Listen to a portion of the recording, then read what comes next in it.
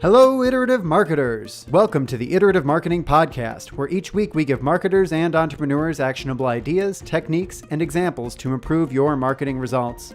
If you want notes and links to the resources discussed on the show, sign up to get them emailed to you each week at iterativemarketing.net. There you'll also find the Iterative Marketing blog and our community LinkedIn group where you can share ideas and ask questions of your fellow iterative marketers. Now let's dive into the show.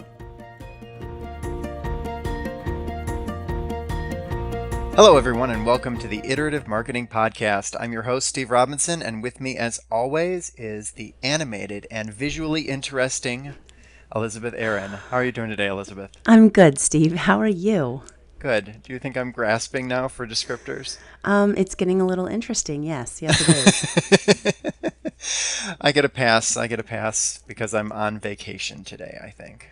You think you're on vacation, or you think you get the pass? I think I get the pass. Okay.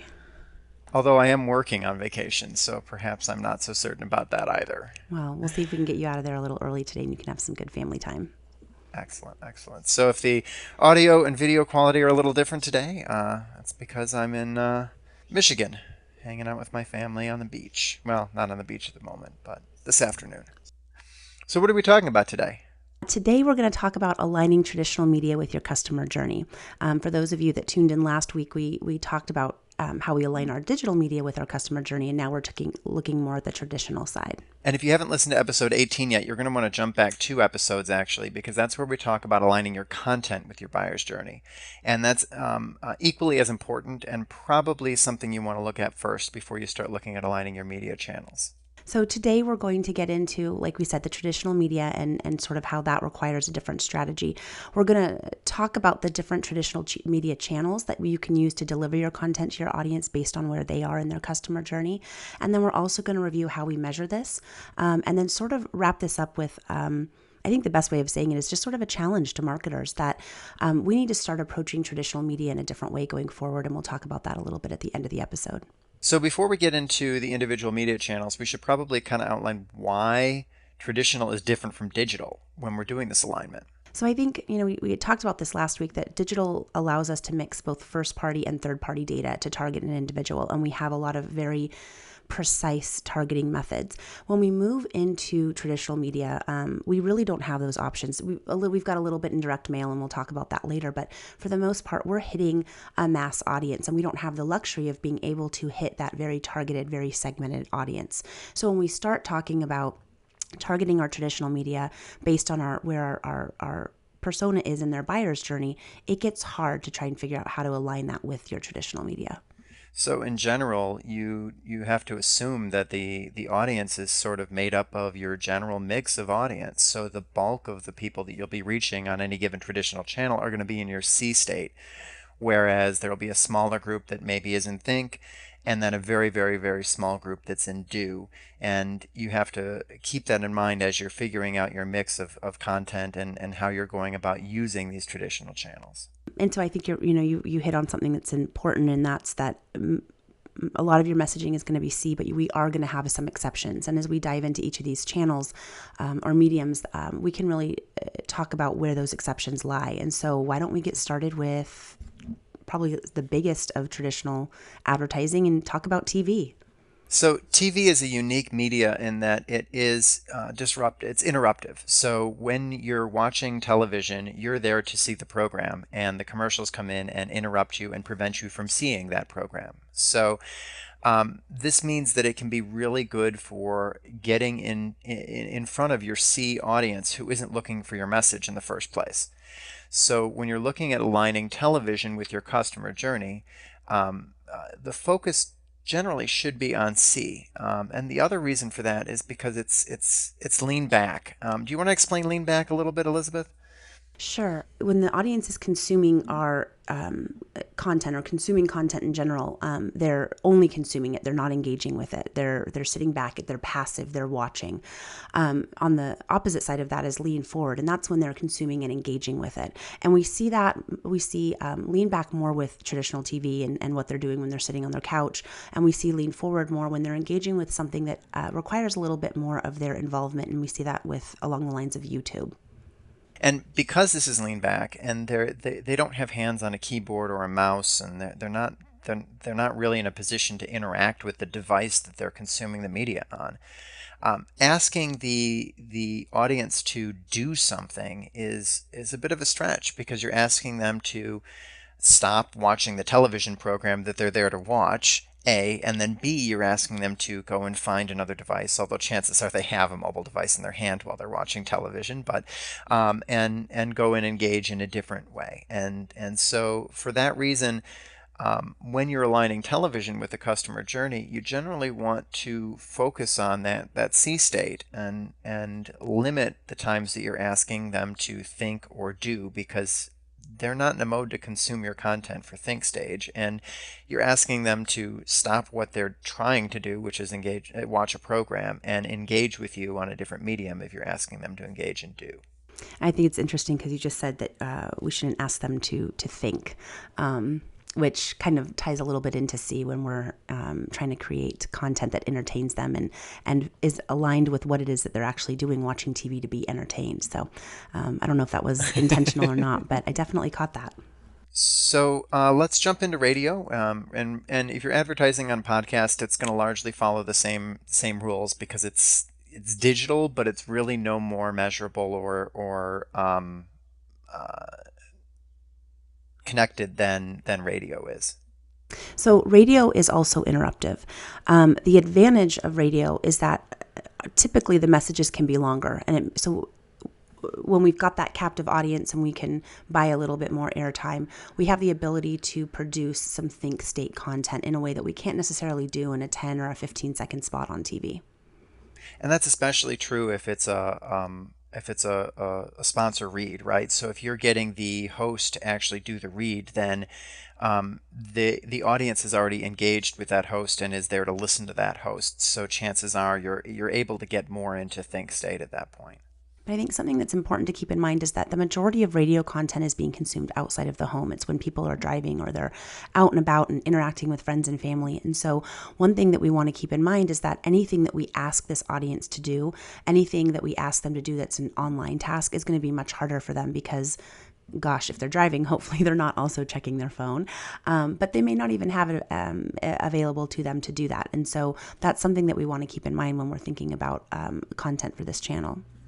And that's counter to a lot of what you'll hear, particularly if you're listening to podcasts and the sponsor reads that occur on podcasts, because the advertisers are generally most focused on trying to measure the impact of that advertising, because it's a new medium and they're not really sure if this is working or not.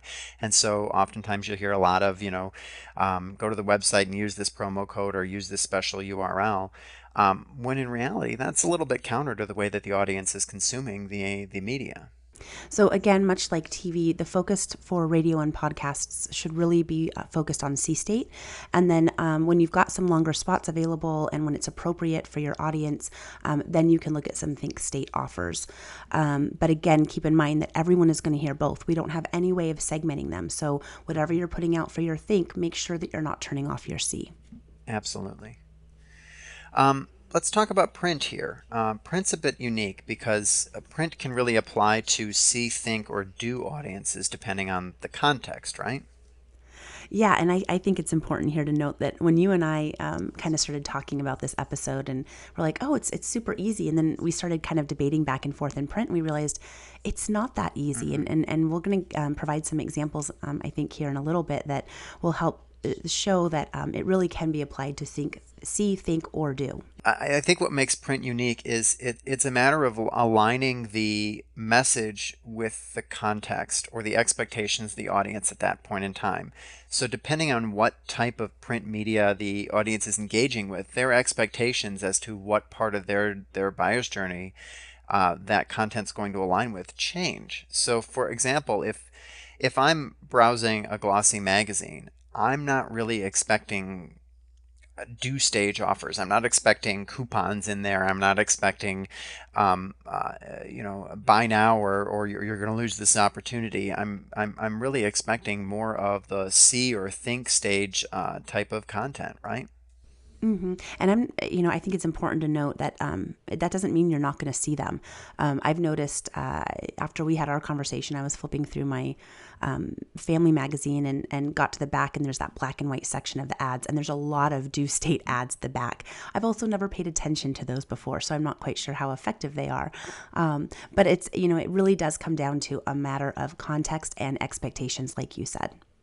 And then you have advertorials that'll pop up in various magazines or newspapers that you're reading, and in that case, that's going to be a little bit more of your think state content, right? Because it's a longer form ad. They're trying to get you to think about some topic, and hopefully it's not too salesy and edging into do. Otherwise, it's not really an effective advertorial, native advertising, if you want to call it native print.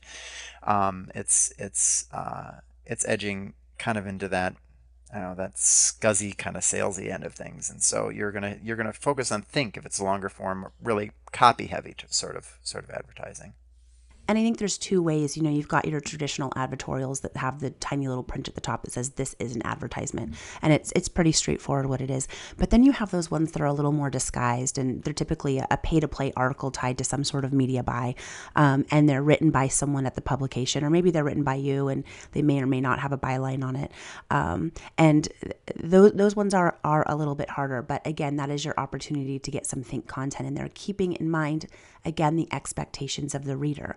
If they're coming to that magazine to be entertained, then you need to balance entertainment with some of that think copy. And then flipping all the way over to due state, if you're browsing the circulars looking to do some coupon clipping, you're obviously expecting due stage content at that point, right? And if you threw in some ad that didn't have a coupon in there, you might actually annoy the audience more than anything else. So coming back to context and expectations, coupons are all due. Now, where we kind of, I think got a little held up is when we started talking about our daily newspaper. And I subscribed to our local paper here and, had pulled that up, and we were kind of going through the paper together. And we're really surprised that there was a lot of advertising that was targeted to due state content. Yeah, and we'll kind of get to this a little bit later when we talk about sort of our call to action for the industry to start looking at traditional media differently. But it was rather eye-opening and surprising when we started looking at newspaper advertising as it aligns to the customer journey, because so much of it was focused at the latter, the last tail end of that customer journey, which when you think about it is your smallest segment of that audience in many cases. So those limited time offers saying, buy now or interest rate's going to change, or stop in the next 2 weeks before the sale is over, all of that due stage content, it may not be the best place for it, but we'll talk more about that later. I think that it's important to note that there are some exceptions, though, when we're talking about this due state, and that applies to products that people need all of the time. Laundry soap is a great example. It's purchased so frequently and by so many people that the number of people at any given moment that are in due state is large enough that advertising may make sense. Counter that with, a siding contractor. How often do people need to replace the siding on their home? It's not necessarily all that often. So in that case, you need to make sure that you understand exactly what percentage of your audience is ready to buy at any given moment before you choose to make the investment in that advertising to know whether it's going to have a positive return on investment. And I'm so glad you said that, because we're not necessarily saying don't ever do due state advertising. There's definitely a place for it. Due state content, there's definitely a place, but as long as you as a marketer are aware that you are only talking to a small portion of your audience, and with your limited media budget dollars, is this how you want to be spending it? If this is, then great. But if it's not, this is your chance to kind of take a look and step back and reevaluate that plan. So let's talk about outdoor. Outdoor is really kind of the worst targeting you get. It's a very powerful medium. We're not saying don't ever use it, because it's very powerful. But if you think about it, you have no control over even which persona is looking at that. You've got 2-year-olds looking out the window from their car seat just as much as you've got, your target audience looking out the window as they're driving down the road. So from that standpoint, it can be a very challenging medium because you can't even target on persona besides buyer's journey state. Well, and I think it's challenging too, because when you look at what you can target on, you can target on see and you can target on do, but think it doesn't make sense. Just the nature of outdoor advertising and how it works is you can't have a paragraph on there. You can't have multiple points trying to sway someone's opinion, which is what you're trying to do when you're in the think state. And so, that's it's sort of think state gets completely ignored by outdoor advertising. And so we're really focusing on see and we're focusing on do. And see makes sense. It applies to the largest possible audience. We're trying to build an affinity for our brand. And so, when you don't necessarily know who it is that's driving by your particular location, then see makes sense. Coming back to our episode 18 where we talked about aligning your content with your customer journey, if you recall, your C-state content really only has one purpose, or two purposes. One is to keep that brand top of mind, and two is to attach that brand to some big idea, right? And so when you think about the limited space and time that you have on an outdoor advertisement, it's ideal for that. Due state, you really have to focus on an offer that can be really clearly communicated in almost no words and simple pictures. So your McDonald's dollar menu works great. See juicy hamburger $1, I get it. And then the same thing would be for like a room rate at a hotel. Okay, that makes sense. The key is that you have to have some brand advertising on the other, some C state and possibly some think state advertising elsewhere in order to make those deals make sense. Because if I don't know who McDonald's is, seeing that dollar menu burger, I just think, wow, a burger for $1, that's got to be awful. The same thing would be true for that room rate special. I now am attaching any value to the price that's on that board, or whatever limited time offer is on that board is all I know about that brand, which it might entice me to get into the store, but unless I see the value on the other side, and that's been communicated through some other marketing, it's wasted. So due state with outdoor is great if you've got other media supporting the rest of the customer journey. What about direct mail? Direct mail is it could in theory be the most beautiful thing, right? Because we in theory can target direct mail exactly the same as we target digital. The databases exist. We have the data. We can match up consumers at their physical address back to the attributes within our first-party database, our CRM system, our marketing automation system, or to third-party data where we purchase lists of people that are in market for X, or even which zip plus 4 is most applicable to our particular target persona or audience, right? Where things fall down is with digital, you can run things at very small scales and still make them cash flow positively. With print, when you start running things at very small scales, you run into problems, because your most cost-effective print advertising is when you have a large run of print material and you are doing a mailing on a per route basis rather than on a per home basis or per business basis. And so from a cost-effective standpoint, you have to make sure that your strategy is aligns with the potential return on that investment. So to your point, it is possible to tie direct mail to a journey state. The question is, how do we personalize that message to the journey state that the prospect's in that particular point in time? And there's a couple of ways that you can do this, things to keep in mind. And the first is to tie it to your marketing automation system. A lot of people don't even know that this is possible, but just as you can tell your marketing automation system to send an email, you can actually tell your marketing automation system to send a single piece of print mail as well. The trick is to tie the system into a provider such as Lob or FPL. Both of those are great providers that'll actually let you do these one-off mailings based on exactly where that particular prospect is in their journey at that particular point in time. With marketing automation, direct mail becomes a very easy and can be very effective solution. But what happens if you're a business that doesn't have marketing automation? Because a lot of the platforms out there are pretty expensive, and if you're a smaller business or you're a smaller company, you may have not explored marketing automation yet.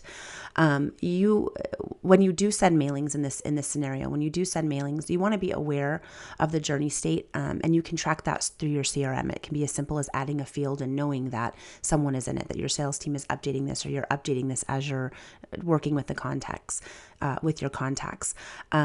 and just kind of understand, be aware of the probability of your audience at any given time of where they are in the journey state. So when you combine your CRM and when you combine sort of this understanding of where your audience falls in general, you can start making some very educated decisions and actions using direct mail. So I think this is a great time for us to take a quick break and help some people. When we get back, we'll talk about measurement.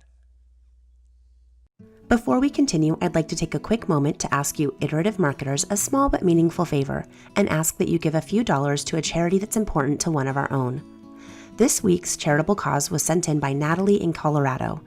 Natalie asks that you make a contribution to the Girls on the Run organization, inspiring girls to be joyful, healthy, and confident through experience-based curriculum that creatively integrates running. Learn more at girlsontherun.org or visit the link in the show notes. If you would like to submit your cause for consideration for our next podcast, please visit iterativemarketing.net/podcast and click the Share a Cause button. We love sharing causes that are important to you. And welcome back.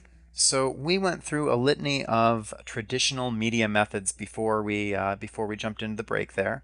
And now I think it's important to talk about measurement, because on the digital side, it's really easy to measure the effectiveness of our advertising, especially if it's direct response, because all we have to do is count the clicks, right? What about on the traditional side? Yeah, it's not so easy because typically we're asking our audience to change mediums. And so how do we track that? How do we track that from they've seen something on TV and now we're asking them to take an action?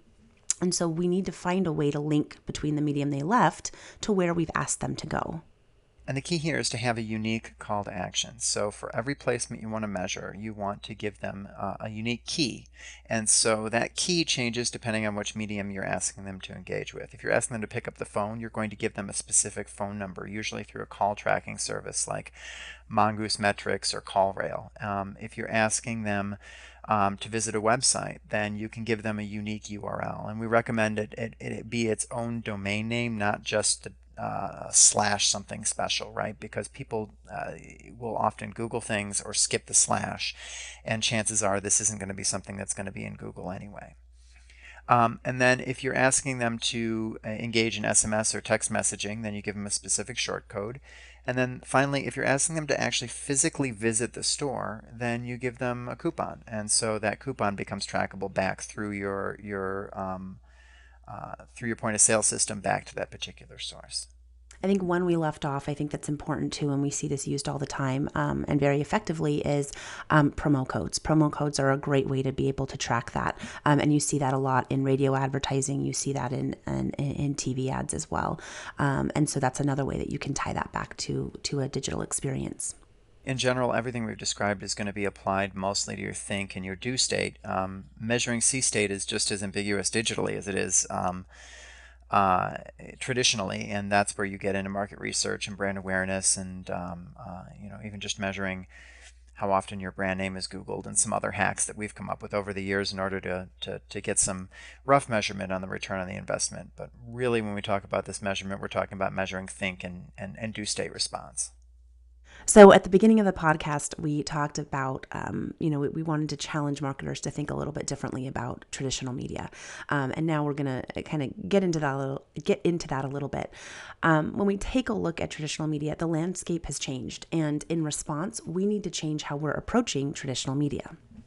Yeah, I think a lot of marketers out there have a tendency to focus on do state when it comes to any advertising in any media. And I think that focus really comes out of a desire for measurement. Do state is infinitely more measurable than your think or your C state advertising, because we just measure the number of sales that come out the other side. But in doing so, I think that a lot of marketers are short-sighted, because depending on what your objectives are overall, traditional may not be the best place for that do state advertising, because it may not be where your audience is when they're in do state. And so I think the key is making sure that you understand how you're measuring that response. And if it is do state, make sure that your measurement's actually real measurement and not just anecdotal. Well, how many people do you think came in this week off the radio ad? But actually measuring it, right? And then make sure that strategically you're aligning the right media with the right state of that customer's journey. You mentioned that you thought a lot of it was driven by measurement. I think a lot of it is driven by the fact that we want and we need action now. We've got our executive team or our CEO asking us what we're getting for our media spend, and we need something to tie it back to. And so we run to due state because those people are ready to convert. Those people are ready to take action. The problem is that audience is so small that when we only target them, then we're leaving all these other people on the table that while they may not be ready to buy today, they may be ready to buy tomorrow or next week or next month. And so if we think about that and we include that in our strategy, then we're able to not only drive those sales now with due state content, but we can drive those future sales as well. And we get into a very nice rhythm where we keep feeding that pipeline. And so I think, one of the key takeaways that we hope that all of our listeners walk away with today is question your strategy. We're not saying you have to throw your strategy out, but take a look at your strategy. Why are you doing it? Where does this particular ad fit into your customer journey? What percentage of your audience is at that point in the customer journey? And then is that really the best way to spend your money? Or is this the best way to talk to them? Or should, you reevaluate and maybe we shift some dollars around and shift some messaging around. So again, we are addressing people in every single state throughout the customer journey. Absolutely. I think that's a great point for us to leave things off at. So I want to thank everybody for making time for us this week. And until next week, onward and upward. If you haven't already, be sure to subscribe to the podcast on YouTube or your favorite podcast directory. If you want notes and links to resources discussed on the show, sign up to get them emailed to you each week at iterativemarketing.net. There, you'll also find the Iterative Marketing blog and our community LinkedIn group where you can share ideas and ask questions of your fellow iterative marketers. You can also follow us on Twitter. Our username is @ITER8IVE, or email us at podcast@iterativemarketing.net. The Iterative Marketing Podcast is a production of Brilliant Metrics, a consultancy helping brands and agencies rid the world of marketing waste. Our producer is Heather Ullman with transcription assistance from Emily Bechtel. Our music is by Seastock Audio Music Production and Sound Design. You can check them out at seastockaudio.com. We'll see you next week. Until then, onward and upward.